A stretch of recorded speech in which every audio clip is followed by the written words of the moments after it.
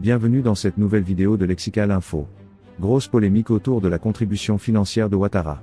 N'oubliez pas de vous abonner juste en bas de cette vidéo. Le 1er juin 2024, Henri Konan Bédié, ex-président de la Côte d'Ivoire, a été inhumé dans son village natal de Prépressou. Cependant, une controverse enfle autour de la participation financière du président Alassane Ouattara et de son gouvernement aux funérailles de cette figure emblématique du PDC-RDA. Selon des journalistes présents à Prépressou, le parti au pouvoir, le RHDP, et le gouvernement ont mandaté le ministre Jacques Assaoré pour présenter les dons funéraires en leur nom. Le ministre s'est acquitté de sa tâche en annonçant un total de 34 millions FCFA en dons. Mais, la situation a rapidement pris une tournure inattendue. Réaction immédiate. Juste après l'annonce des dons du pouvoir, l'émissaire du PDC-RDA a communiqué les contributions de Tidiane Thiam, l'ancien directeur général de Crédit Suisse devenu président du parti.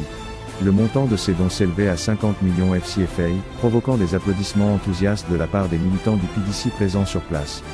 Cette démonstration de générosité aurait provoqué une réaction immédiate des représentants du président Ouattara.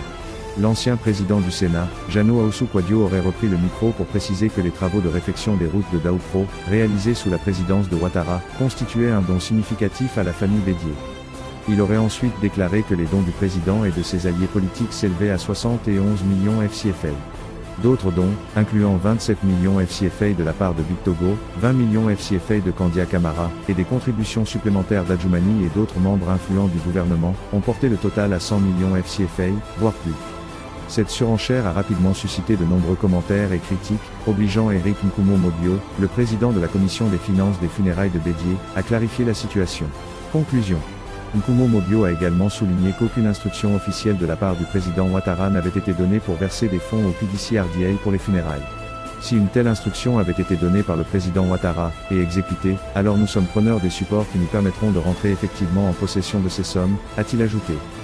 Le président de la commission des finances des funérailles a aussi mis en garde contre toute confusion entre le paiement des arriérés de subventions dues aux partis politiques ivoiriens et une supposée assistance financière de l'État pour les obsèques.